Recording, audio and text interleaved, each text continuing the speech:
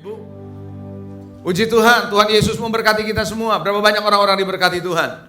Yes, haleluya. Saya juga diberkati Tuhan. Puji Tuhan, thank you buat tim Praise and Worship yang sudah memimpin dan membawa kita untuk datang kepada Tuhan. Saudara yang dikasihi, hari ini saya akan berbicara satu topik, masih bicara soal pola. Karena saya percaya di dalam transformation and victory, di dalam transformasi dan kemenangan ini, saya merasa bahwa pentingnya yang namanya pola di dalam kehidupan saudara dan kehidupan saya. Nah, itu sebabnya masih di dalam bagian ini, tema hari ini saya bicara soal return home, pulang ke rumah. Coba bilang gini, pulang ke rumah. Kurang dengar saya, pulang ke rumah. Saudara, nanti Anda akan bisa mengerti, saya akan bawa saudara ke dalam sebuah pola ya dalam kehidupan ini. Baik, saudara, setiap orang bisa lahir di mana saja. Setuju nggak? Ya, orang tua saya dulu bilang bahwa ada orang-orang ibu-ibu yang melahirkan anaknya di becak. Zaman dulu masih ada becak. Ya, saudara bisa lahir di becak, bisa lahir di mana saja, di rumah sakit, dimanapun bisa, di poliklinik, ya apapun bisa. Setiap orang bisa lahir di mana saja.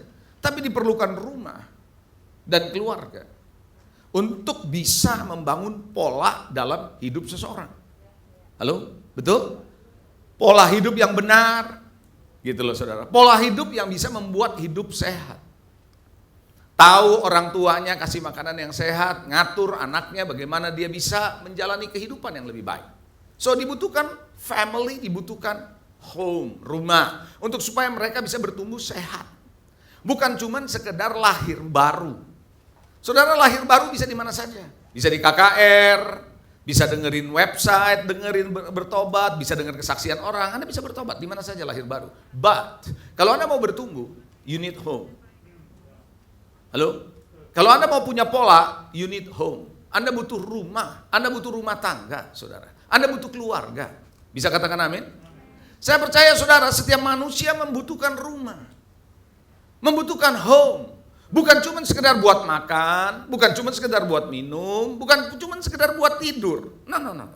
No, kita butuh rumah bukan cuma buat makan, buat minum, buat tidur. Tapi kita butuh rumah untuk bisa diasuh. Rumah tangga yang saya maksud, keluarga. Bukan bangunannya yang saya maksud. Saudara, kita butuh rumah untuk bisa diasuh, bisa dirawat. Setuju saudara? Bisa dikasihi, bisa dilatih. Itu jauh lebih penting dari soal makan, minum, istirahat, tidur, dan sebagainya. You need home. Anda butuh rumah, saudara. Ayah saya pernah ngomong sama saya begini. Waktu dulu, tentu waktu saya masih jauh lebih muda dari sekarang. Walaupun saya sekarang masih muda. Haleluya. Ini namanya orang yang gak mau mengakui keadaan, kan begitu. Ayah saya bilang begini.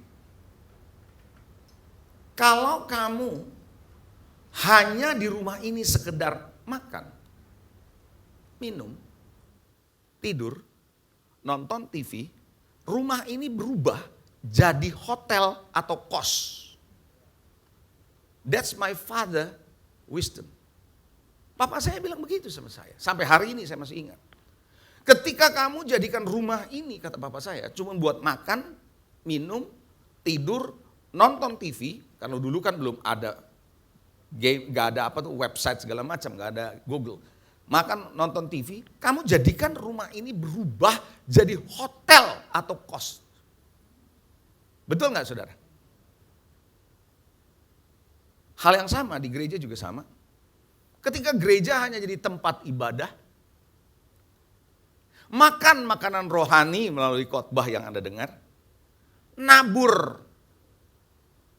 Apa tadi saya bilang? Ibadah, dengar khotbah, makanan rohani, nabur.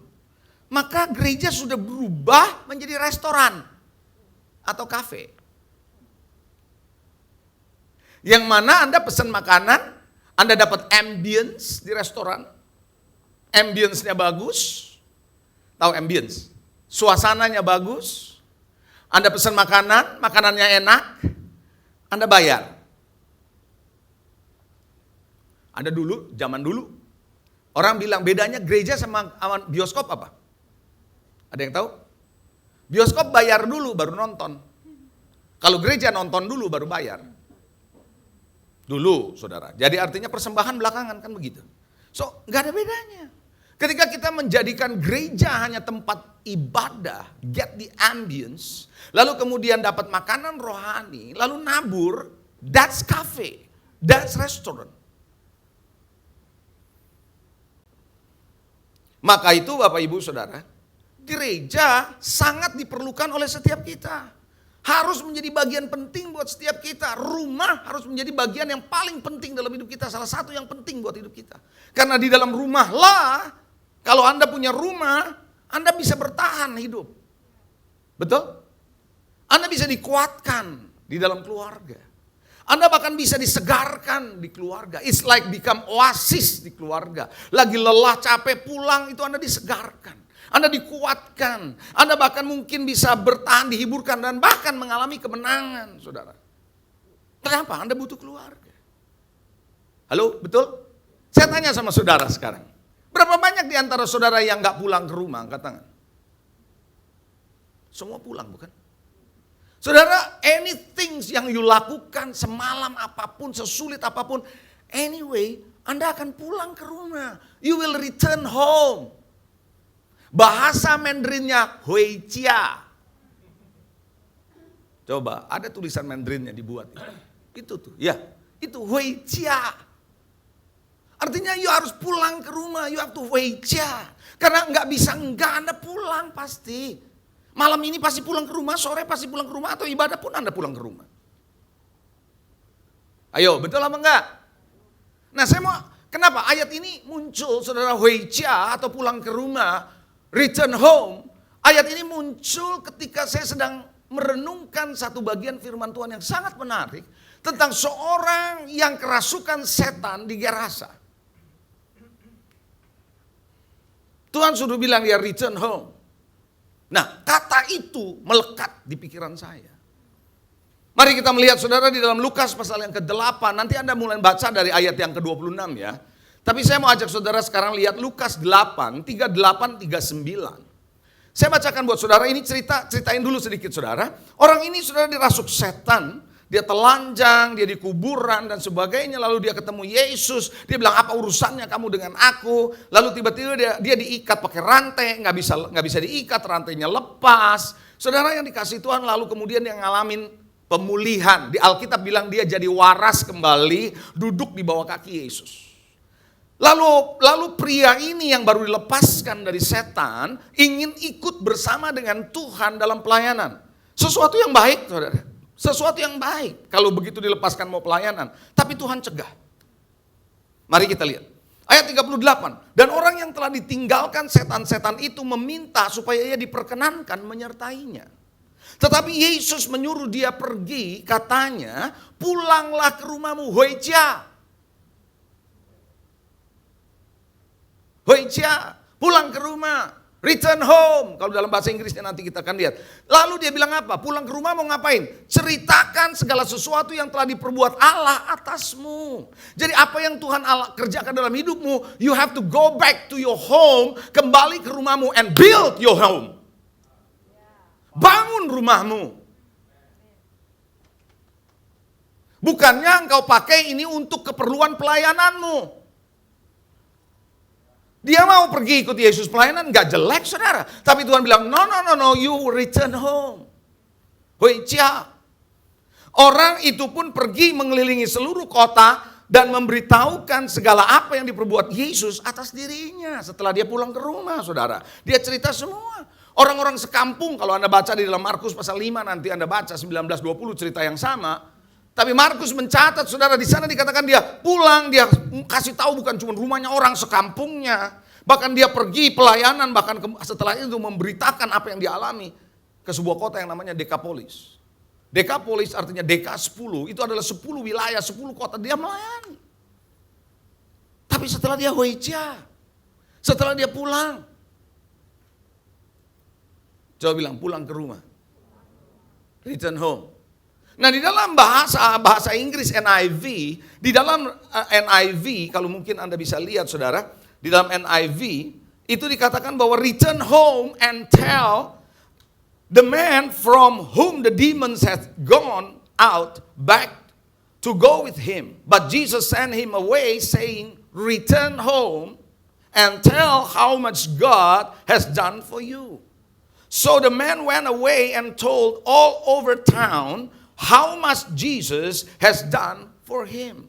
Jadi saudara, dia menceritakan karya Yesus lebih daripada segala pengalaman-pengalamannya, saudara. Tapi dia melihat bagaimana Yesus berbuat sesuatu yang dahsyat dalam hidupnya. Return home. Di dalam New King James diberkata, return to your own house. Return to your own house and tell what great things God has done for you. Di dalam English Standard Version ESV, return to your home and declare how much God has done for you. Saudara bilang, return home. Lebih keras, return home.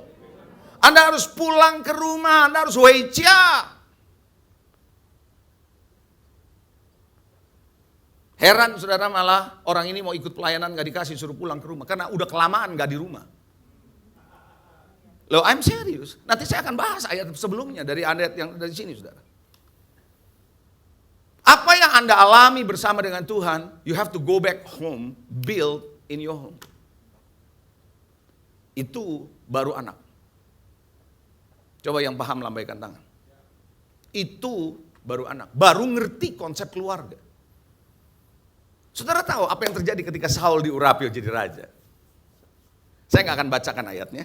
Tapi kalau Anda mau, Anda boleh catat ayat 1 Samuel 10, 24 sampai 26. 1 Samuel 10, 24 sampai 26. Saya nggak akan bacakan ayatnya. Saudara, apa yang terjadi ketika Saul diurapi jadi raja? Setelah diurapi, dia pulang ke rumah. Dia pulang ke rumahnya di mana? Di Gibea. Bersama siapa? Dengan orang-orang pahlawan-pahlawan yang gagah perkasa, yang hatinya digerakkan oleh Tuhan. Pergi bersama-sama dengan Saul dan dia pulang ke rumah. That's it, saudara. Apapun yang Anda alami, you have anointed by God. Anda diurapi oleh Tuhan. Go back home. Return home. Bersama siapa? Dengan orang-orang yang digerakkan oleh Tuhan. Build.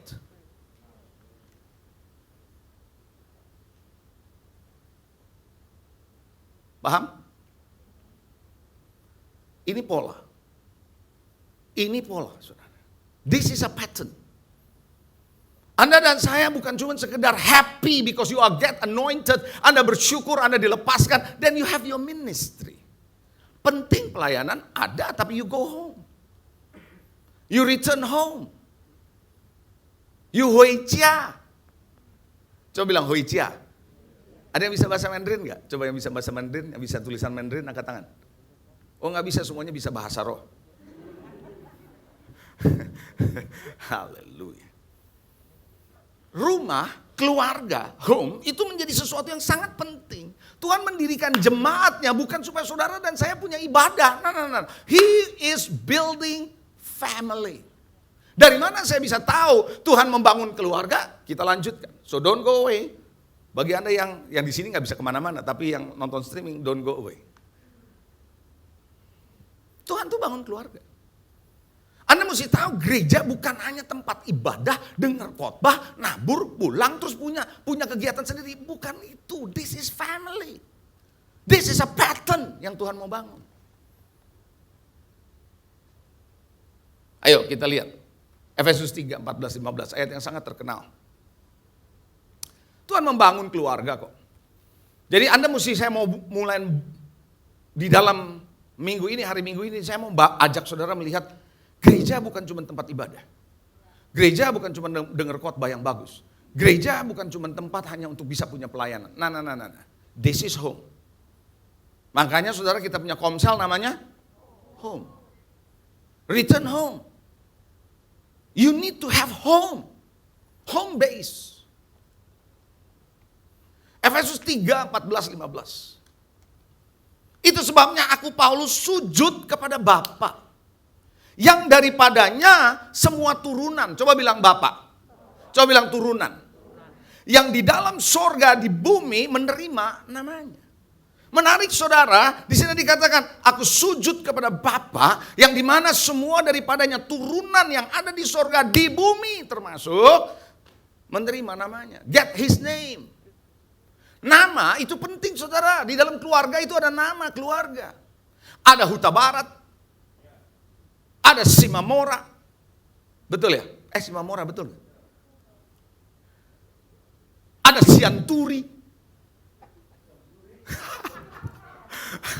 Ada Sianturi, saudara. Haleluya. Nah di keluarga saya ada Syamsuri. That's the name of the family. The name of the family. Nah saudara, kita melihat sedikit saudara, di dalam bahasa aslinya Bapa itu adalah pater. Saudara tahu pater. Dan arti pater ini bukan cuma sekedar Allah, Bapa saja. Tapi pater ini juga bicara keluar orang tua atau Bapa rohani. Itu bicara soal father, is bicara pater. Makanya saudara yang dikasih Tuhan, ini penting sekali, Tuhan sedang membangun a family with a father. Lalu saudara, turunan itu artinya patria. Patria. Saudara, turunan itu artinya katanya patria, itu bicara silsilah keluarga, makanya ada tawari. Kenapa ada kitab tawari? Tuhan berkata lewat tawari Anda tahu silsilah. It is a family, my friend. Gereja bukan tempat ibadah semata-mata. Yes, di dalamnya ada ibadah, saya setuju. Yes, di dalamnya Anda dengar khotbah, saya setuju. But this is a family. Ketika Anda tidak melihat ini, maka Anda nggak ngerti kenapa Tuhan bangun gereja. Saya bawa saudara ya, supaya saudara nangkep. Saudara mulai lihat? Saudara mulai ngerti? Coba yang ngerti lambaikan tangan. So berarti kalau Anda punya family, Anda nggak bisa hidup sendirian. Kalau Anda hidup sendirian tidak relate to the family, namanya kita anak jalanan. Namanya kita yatim. Betul nggak? Tahu nggak saudara, ada satu ayat yang pernah saya khotbahkan juga di sini, bahwa bagaimana Tuhan bilang begini, jangan khawatir apa yang kamu makan, apa yang kamu minum, kamu akan pakai. Semua itu dicari oleh bangsa-bangsa yang tidak mengenal Allah, begitu bukan? Tapi Bapamu di sorga tahu apa yang menjadi kebutuhanmu. Artinya apa? Bapak tahu. Artinya kita ini harus ngerti bahwa kita bukan yatim, kita punya Bapa. Mentalitas orang Kristen bukan mentalitas yatim yang berjuang, bergumul untuk keperluan dirinya sendiri. No, tapi kita punya Bapa yang menyediakan hidup kita. Kenapa? Tuhan lagi membangun family. Sadar saudara.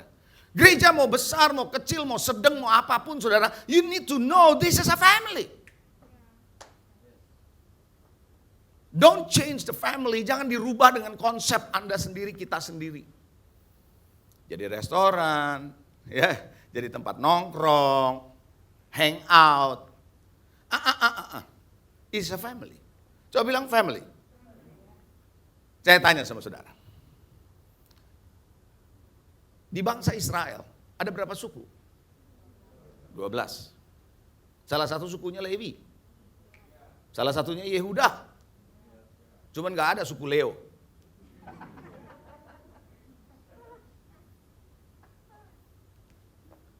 Kenapa ada 12 suku? Dan setiap suku punya karakteristik yang berbeda-beda. Tidak sama. Beda.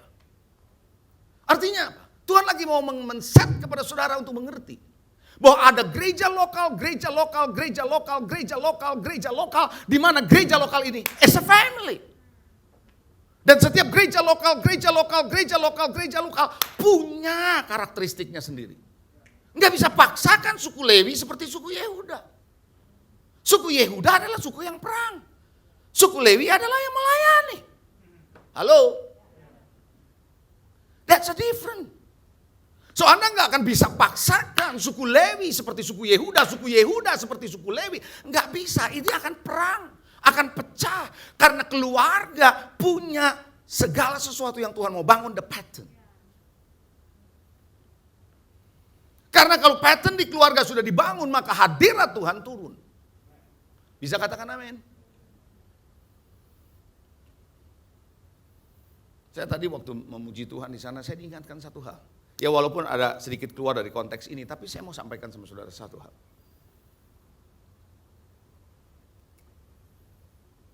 Mana yang ada di luar sana? Mana, tahu mana kan? Yang ada di luar sana, di perkemahan bangsa Israel, hanya tahan 1 hari. Tapi mana yang ada di bait suci di ruang Maha Kudus, di tabut Tuhan.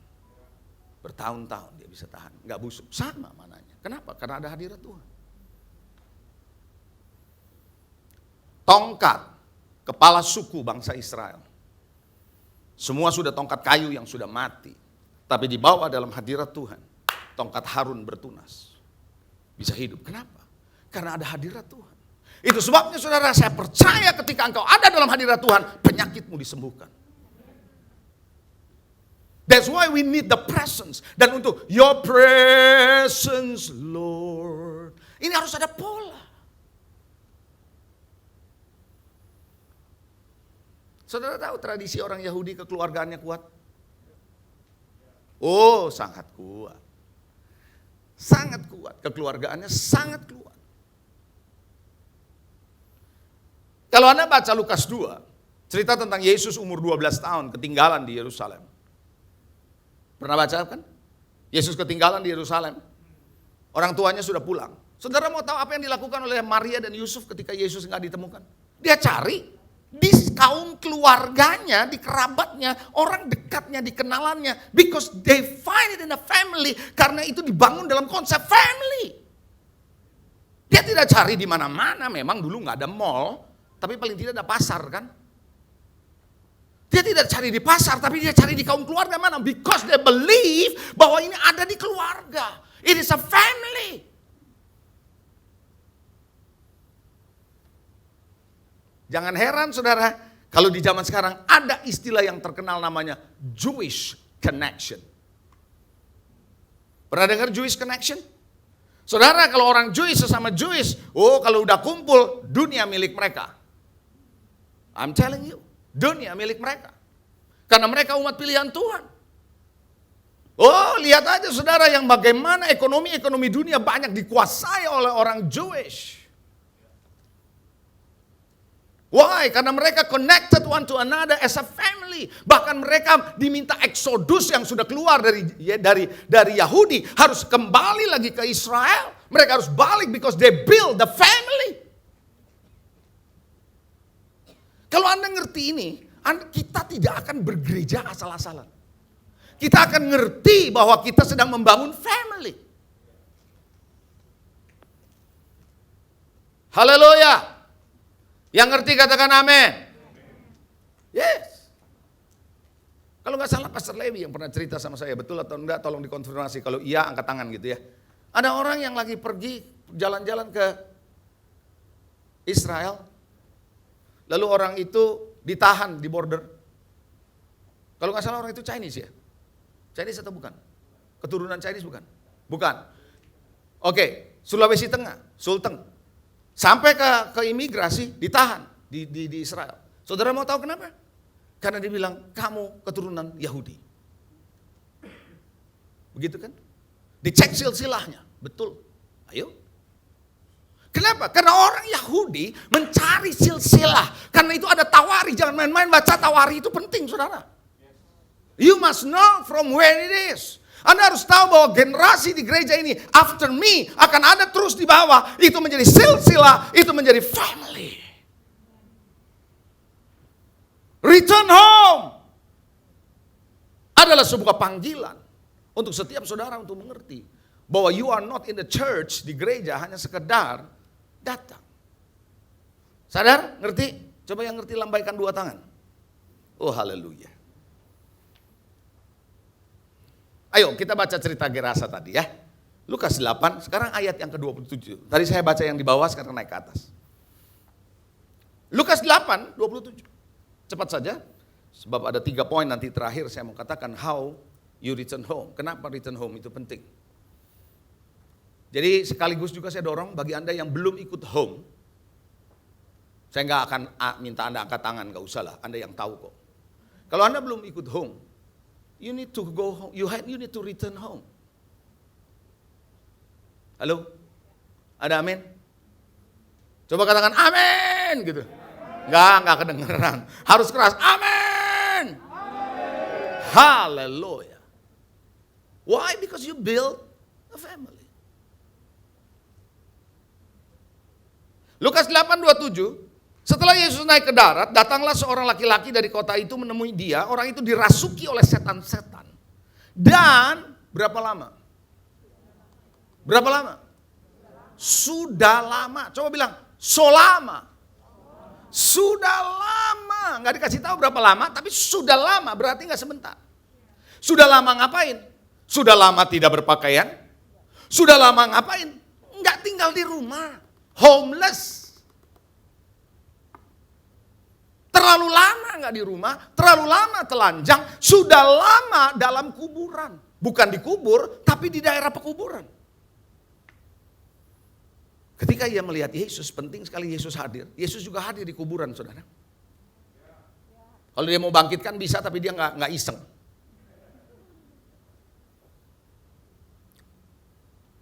Melihat dia, ia teriak lalu tersungkur di hadapannya. Saya mau beritahu saudara, setan kenalin Yesus. Jadi saudara nggak usah belajar tentang setan. Belajar tentang Yesus. Ada amin. Kita nggak perlu belajar khusus jurusan kesetanan. Tapi kita perlu jurusan ketuhanan. Yesus Kristus. Haleluya. Dan berkata dengan suara keras, apa urusanmu dengan aku? Hai Yesus anak Allah yang maha tinggi, aku memohon kepadamu supaya engkau jangan nyiksa aku. Katanya. Ia berkata, demikian. Sebab Yesus memerintahkan roh jahat itu keluar dari orang itu. Karena kenapa? Lihat ini ceritanya. Sering roh itu ngapain? Menyeret-nyeret dia. Dan maka untuk menjaganya ia dirantai, dibelenggu. Tapi ia memutuskan segala pengikat itu. Dan dihalau oleh setan itu kemana?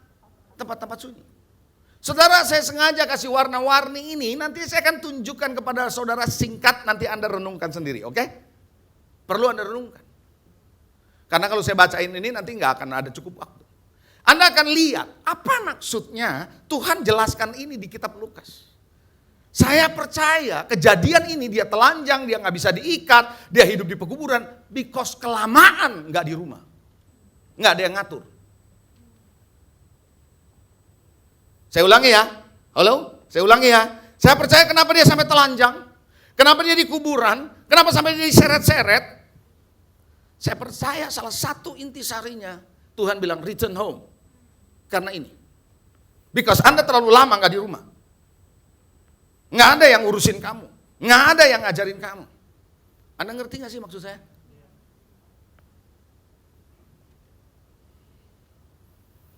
Nah sudah lama apa? Mari kita lihat, simple, saya cepat saja ya. Yang pertama, next slide-nya tolong. Telanjang artinya apa? Gak punya gambar diri. Nggak punya gambar diri. Dia tidak waras. Alkitab bilang. Lalu kemudian saudara yang dikasih Tuhan tidak tinggal di rumah. Nggak ada tudung dalam hidupnya. Kelamaan nggak punya tudung. Tinggal di pekuburan. Yang ada adalah kematian spiritual. Kematian jiwanya. Next berikutnya. Sering diseret-seret oleh roh jahat. Artinya apa? Nggak punya sasaran hidup. Kalau dibawa sama setan diseret-seret nggak tahu mau kemana. Tergantung setan maunya kemana. Anda harus punya sasaran hidup. Karena Anda tidak punya sasaran dalam hidup ini. Minggu lalu saya bicara. Pentingnya Anda diselaraskan bukan? With God's pattern. Gak punya sasaran hidup. Tidak bisa diikat, tidak bisa dirantai. Artinya apa? Orang ini punya independent spirit. Kalau saya melihat. Orang ini gak bisa ditata, gak bisa diatur, gak bisa diarahkan. Punyanya independent spirit. Maunya gue, suka-suka gue. Because they don't go back to home.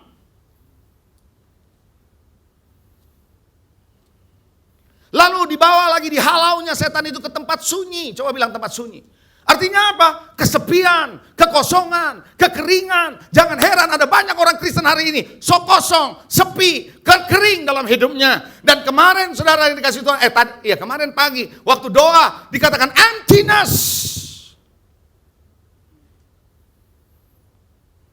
Why? You need home. Karena kalau Anda nggak membangun sesuai dengan pola Tuhan, believe me, Anda akan alami hal yang sama seperti ini. Anda harus dibangun in the pattern. And that pattern is return home.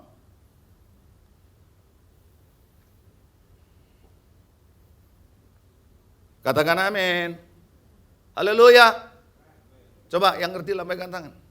Kita sudah terlalu lama berada di dalam sebuah era, di dalam gereja-gereja Tuhan hari-hari ini, saudara, yang bebas semaunya, sesukanya. Di mana ada roh Tuhan, di situ ada kemerdekaan. Ayat itu dipakai dengan cara yang salah. Konteksnya keluar dari situ. Sekali lagi coba teriakan sama-sama saya. Hoicia!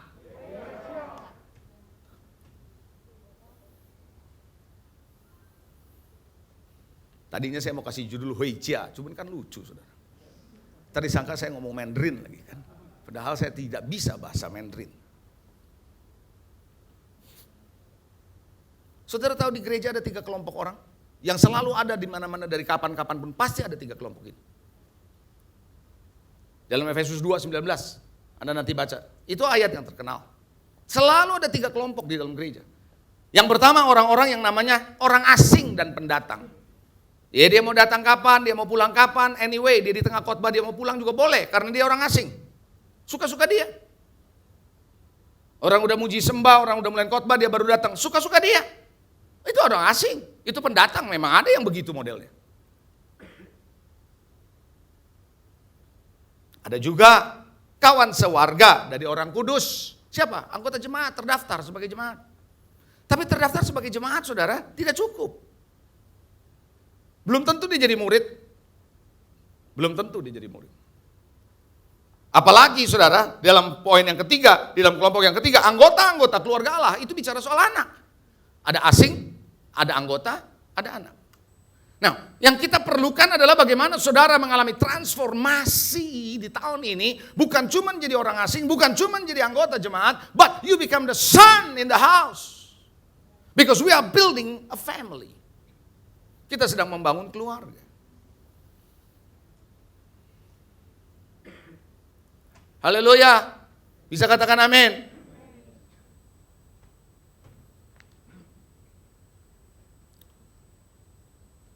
Gereja sebenarnya adalah keluarga besar. Ibadah gereja seperti ini adalah keluarga besar. Home, komsel adalah keluarga kecil. Di dalam keluarga besarlah kita merayakan pertemuan-pertemuan.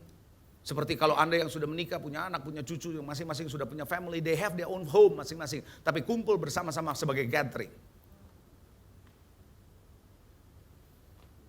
Konsep Tuhan is family. Nangkep? Ngerti? Kita datang bukan cuma cari makan, bukan cuma cari ambience, bukan. Bukan cuma cari kegiatan, bukan. Tapi kita menemukan family. Ada amin? Nah, bagaimana saudara, kenapa gereja ataupun home, rumah itu jadi penting? Why we need hoicia? Kenapa kita perlu hoicia? Kenapa kita perlu return home? Ada 3 hal yang saya mau bagikan secara cepat. Paling tidak saya mau bagikan satu konsep dulu. Keluarga, Anda mesti tahu ini keluarga. Gereja lokal itu keluarga.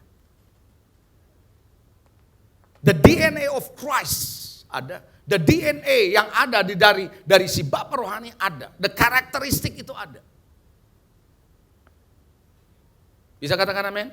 Alright. Yang pertama saudara, kenapa saudara gereja sebagai big family dengan home yang ada di Komsel ini penting saudara? Supaya saudara yang dikasih Tuhan membangun pola.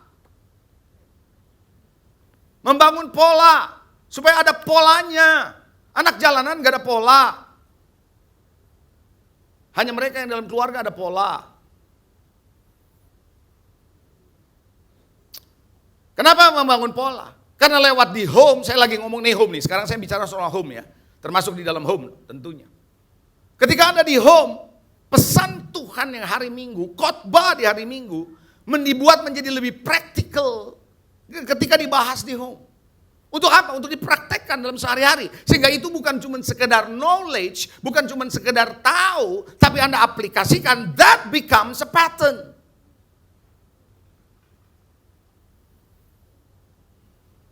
Dan lewat home Anda kembali, Anda membangun pola. Kenapa? Anda tidak lagi jadi orang asing belaka atau jadi jemaat biasa, tapi Anda bisa menjadi anak, murid ataupun anak. Paling tidak Anda jadi murid. Dan Anda menjadi anak. That's why, kenapa pentingnya home. Amin. Dan lewat home, lewat keluarga, lewat gereja ataupun lewat home, maka saudara yang dikasihi Tuhan, Anda belajar untuk tidak independen. Anda belajar untuk interdependen, Anda belajar persaudaraan. Anda bukan menjadi seorang yang maunya sendiri. Nah. Kita sudah terlalu banyak dibombardir dengan konsep gereja yang notabene berkembang dan akhirnya jadi salah.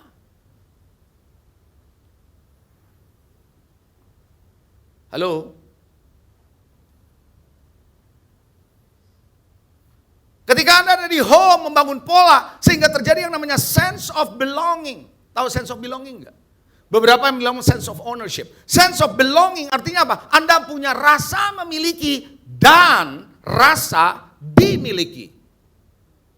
Saudara, sense of belonging bukan cuma rasa memiliki, tapi rasa dimiliki. And itu sebabnya you need home. Karena ketika Anda punya sense of belonging, Anda menjadi orang yang sehat tumbuhnya. Secara jiwa Anda sehat, secara spirit Anda sehat. Tapi kalau Anda nggak attach, Anda cuma bilang, ya makanya tugas lakukan ini aja. Anda nggak punya sense of belonging. And you are not building a home. Anda tidak membangun family. Tapi Anda menjalankan tugas saja. Atau program, atau kegiatan. Tapi Anda harus tahu, you are a family.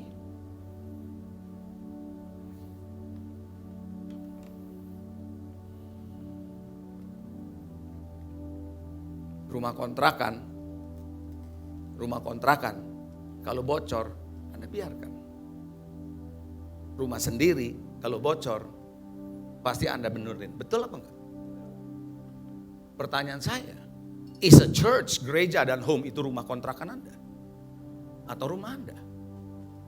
You need to ask yourself. Sadarkah saudara, di home, di keluarga justru Anda membangun pola. Anda butuh sahabat, Anda butuh saudara yang memberi dukungan, yang memberi kekuatan pada saudara. Khususnya di masa pandemi ini, ketika Anda mengalami kesepian, Anda mengalami kekosongan, Anda mengalami kekeringan. Saudara, banyak orang menjadi kering kerohaniannya karena they don't attach. Mereka menjadi tidak punya sense of belonging di keluarga, tapi mereka jalan sendiri, cari jalan sendiri, dan itu yang bikin masalah buat hidupnya.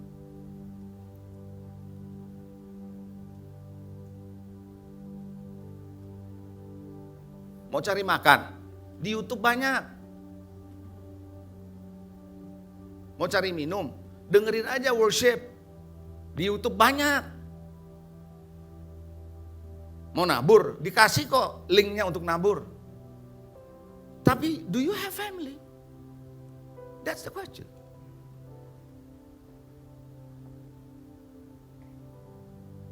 Coba bilang membangun pola. Makanya kenapa kita perlu ada di keluarga, supaya saudara dan saya, kita masing-masing dibangun patternnya. Dan pattern yang paling utama adalah back to the Bible, kembali kepada Alkitab. Minggu lalu saya bilang kita bukan cuma diajarin skill, life skill. No. Basicnya adalah the word of God.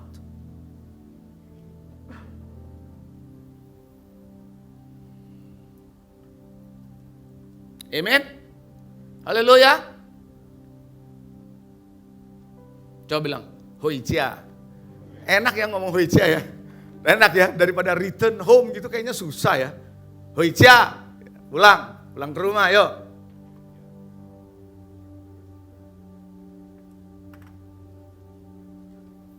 Yang kedua, selain membangun pola, why you need home, you need family, you need keluargamu. Selain membangun pola, membantu saudara dalam pertumbuhan iman. Oh ya? Yes. Why? I will let you know. Kenapa Anda perlu di home? Ikut home, kenapa? Kenapa perlu ada di gereja? Kenapa? Saudara tahu nggak ketika di home ada orang yang mulai bersaksi? Ini saya cerita dulu sebelum Anda catat ya. Nanti Anda mau catat boleh. Dia bersaksi, dia ceritain bagaimana hidupnya. Seperti waktu itu Pak Robi bersaksi. Itu bulan apa tuh Pak Robi yang bersaksinya? Ya kira-kira sebulan lalu dah. Kesaksian Pak Robi buat saya, menguatkan saya. Kesaksian Pak Ciputra buat saya menguatkan saya. Loh, saudara, jangan pikir senior pastormu tidak membutuhkan iman dari jemaat yang bergerak, yang berjalan untuk menguatkan kita. Kita ini saling menguatkan. Saudara mau tahu apa yang terjadi? Ketika saya mendengar kesaksian orang yang begitu sulit, Tuhan tolong demikian dengan langkah imannya, then I believe, yang selama ini aku percaya, ini menguatkan saya. Tapi bagi orang yang belum pernah mengalami, maka mereka di-challenge imannya, ditantang imannya untuk berjalan seperti apa yang dialami. Itu sebabnya kenapa saudara pertumbuhan iman ditolong saudara lewat home adalah karena Anda mendengarkan, catat kalau Anda mau catat, mendengarkan pernyataan, pengalaman orang lain di dalam kehidupannya bersama Tuhan. Because they share. Makanya penting saudara Anda berbagi iman saudara, berbagi pengalamanmu berjalan bersama Tuhan at home. Maka ketika Anda sharing, maka dia bilang, wow, luar biasa. Dan bagi kita yang belum berjalan bersama Tuhan, it is a challenge, itu tantangan. Bagaimana saya bisa mengalami apa yang dialami. Dan bagi yang sudah mengalami, dia bilang, wow, God is good, God is awesome.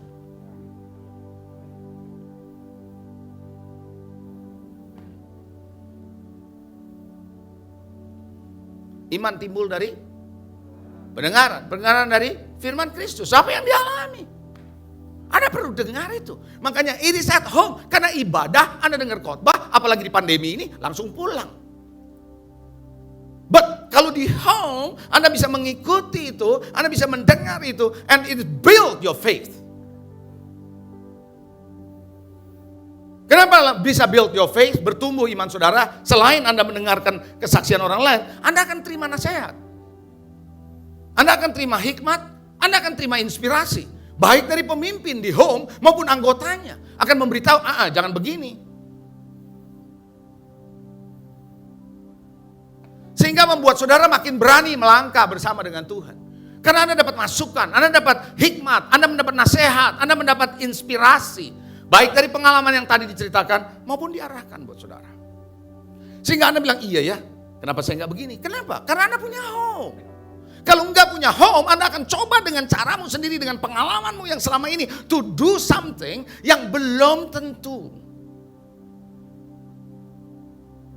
bisa Anda praktekkan lagi sekarang.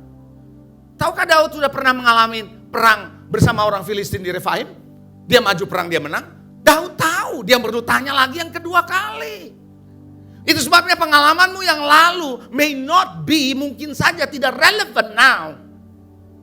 Then you need to ask. Anda perlu orang lain yang memberi nasihat, memberikan arahan, inspirasi. Bukan bilang saya sudah tahu. Paling susah ketemu orang yang bilang saya sudah tahu. Pastor, saya sudah tahu. Pemuritan, saya sudah tahu. Pembapaan, saya sudah tahu. Itu paling sulit tuh ngomong sama orang kayak begitu. Atau yang paling sulit lagi, orang yang bilang begini, Tuhan beritahu saya. Kalau bilang Tuhan beritahu saya, siapa lagi yang berani kasih tahu dia?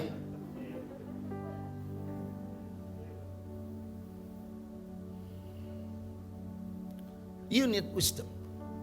Kita butuh wisdom dari saudara-saudara seiman.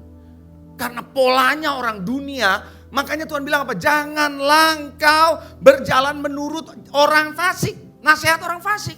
Mazmur kan bilang begitu. Karena fasik ini banyak sekarang di sosial media untuk membuat saudara berpikir sama seperti mereka. Nah, you need home.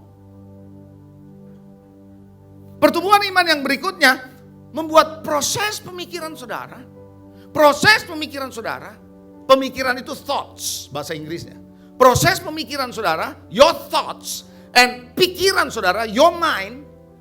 Pemikiran is thoughts, mind is pikiran. So baik pikiranmu, baik pemikiran-pemikiran yang ada di pikiranmu, itu akan dipengaruhi oleh orang-orang yang ada di home.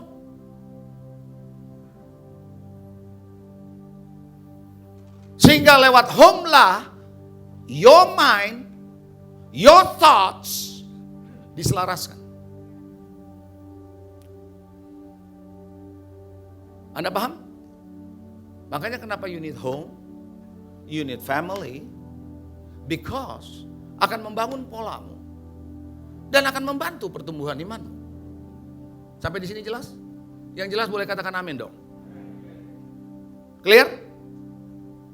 Yang ketiga, terakhir. Hari ini saya banyak pakai 3. Gak tahu kenapa. Jangan tanya saya mistik atau bukan. Karena Yesus pun turun di atas air, jalan di atas jam 3 pagi.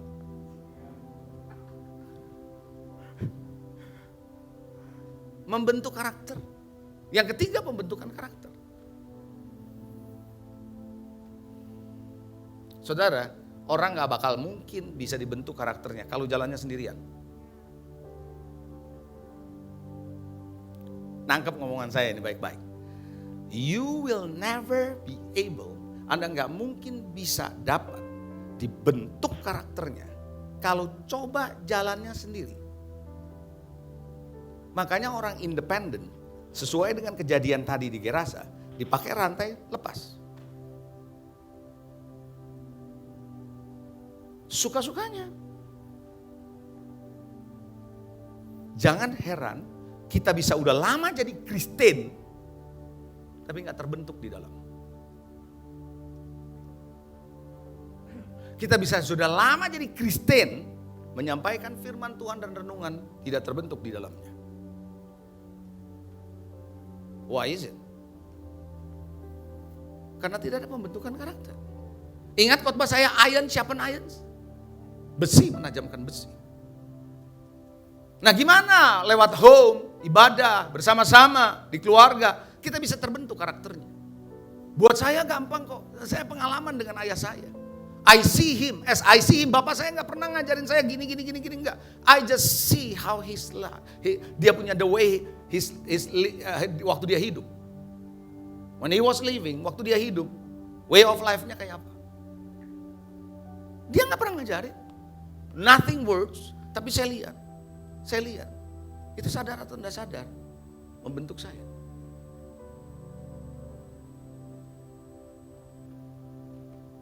Gak harus dia ngomong, tapi saya lihat. Hari Jumat malam kemarin saya ikut ada satu seminar. Dia bilang begini, discipleship is not taught, but it is caught. Pemuritan bukan cuma diajarkan tapi ditangkap. Bagaimana ditangkap? They see.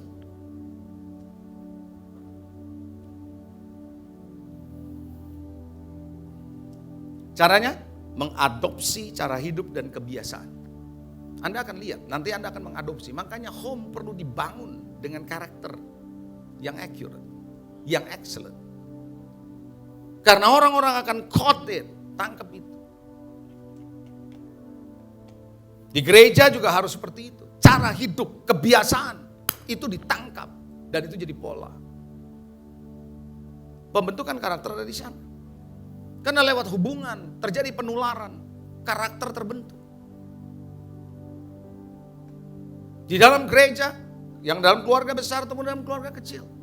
Hanya lewat interaksi satu sama lain yang secara konsisten dan konstan terbentuk karakter masing-masing. Besi menajamkan besi. Kalau cuma once a while go, gak akan terbentuk. Paham? Ngerti? Pembentukan karakter sehingga pemikiran-pemikiran saudara, pertimbangan-pertimbangan saudara, ini poin yang kedua dari pembentukan karakter. Pemikiran saudara, pertimbangan saudara akan dipengaruhi oleh kelompok saudara. Komunitas di mana Anda berada. Dan itu pada akhirnya akan menentukan pilihan-pilihan saudara, keputusan-keputusan saudara. Dalam mengambil langkah hidup saudara. Hati-hati saudara, Rehabeam, di bawah Rehabeamlah kerajaan itu pecah dua. Kenapa? Karena Rehabeam meminta advice dari kelompok yang salah. Pemikiran saudara, pertimbangan saudara, you need the person, orang yang bisa build you. Bukan cuman apa yang Anda suka. I tell you. Didiklah orang muda, menurut jalan yang patut baginya. Maka pada masa tuanya, ia tidak akan menyimpang dari jalan itu. Kadang-kadang saudara, saya punya pengalaman ya, ini long time ago, tapi kebanyakan orang suka begini. Pak, saya mau menikah dengan orang yang tidak seiman. Menurut Bapak gimana? Ya, ayatnya udah so jelas. Tanya lagi satu pendeta, kebetulan kenalan saya, jawabnya sama. 3 pendeta jawabannya sama, nggak puas. Tanya satu pendeta yang lain, yang di luar di kita, kelompok-kelompok yang kenalan satu sama lain, di luar sana. Nggak tahu pendeta mana. Pendeta itu bilang, that's okay. Dia kawin. 3 bilang, gara-gara ini. Why? Karena kadang-kadang kita cari pembenaran. Ngerti gak? Kita cari pembenaran di luar sana.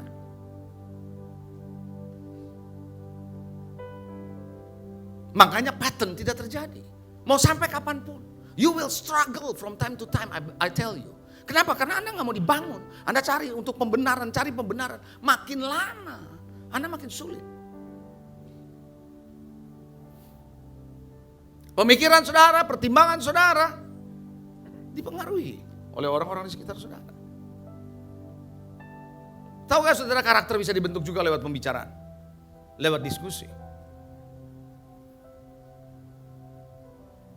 Yang tentunya saudara yang terakhir, pembentukan karakter ini adalah lewat peneladanan dari saudara seiman yang ada.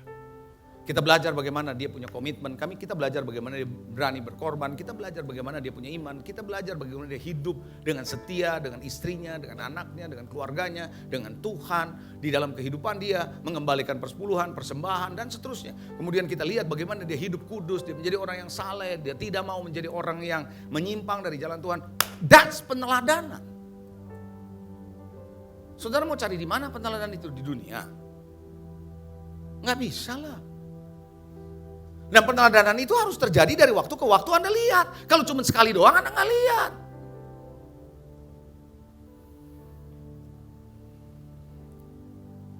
Pertanyaan saya terakhir. Siap? Untuk Anda renungkan. Sudahkah Anda tergabung dalam Hope?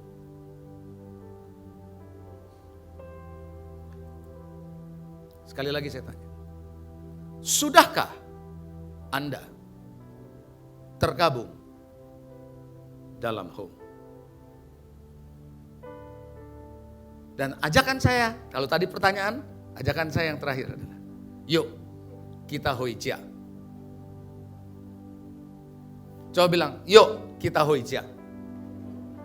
Sekali lagi, yuk kita hoicia. Pulang ke rumah. Return home. This is the time to build the pattern in the house. Bisa katakan amin. Jangan biarkan pengalaman laki-laki yang ada di Gerasa terjadi pada kita. Mari kita bangkit berdiri. Haleluya. Tuhan, aku berdoa hari ini. Setiap umat-Mu yang ada, yang mendengar melalui streaming, maupun yang hadir dalam ibadah. Kami mau belajar satu hal. Engkau bukan cuma sekedar membangun gereja di mana kami bisa beribadah. Kami bukan hanya mau menikmati ibadah, khotbah, pelayanan. Tapi kami menyadari bahwa gereja dibangun oleh Engkau karena Engkau mau membangun family. Sebagaimana Paulus berkata, aku sujud kepada Bapa, segala turunan di sorga di bumi menerima namanya. Get the name of the family. Tuhan, aku berdoa hari ini. Biar jemaat-Mu, umat-Mu, kami semua, mulai dari pastors, mulai dari leaders, mulai dari full time, mulai dari volunteers, mulai dari semua jemaat, kami menyadari bahwa we have family. We build family. Apa yang kami alami bersama Kristus seperti Gerasa ini Tuhan. Mereka dia mengalami kelepasan. Engkau katakan kepada orang ini, return home. Pulang ke rumahmu. Ceritakan apa yang Tuhan kerjakan dalam hidupmu. Let Jesus yang sudah kerjakan dalam hidup kami pulang ke rumah. Return home to build the house. To build the home. Tuhan, biarlah Tuhan setiap kebenaran ini membuka pikiran kami, membuka telinga kami, membuka hati kami, membuka kami mengerti bahwa kami tidak hidup sendirian. We are not independent. We are interdependent. Berkati Tuhan umat-Mu yang dengan setia terus mendengar firman-Mu dengan setia membuka hati mereka. Tuhan, aku berdoa hari ini, biar ada hati yang mau berkata, I want to go back home, I want to return home. Kami mau huica, kami mau membangun di dalam rumah ini bersama-sama. Supaya kami tahu, I am belong to the home. And they are also belong to me. Sehingga ada sense of belonging. Build.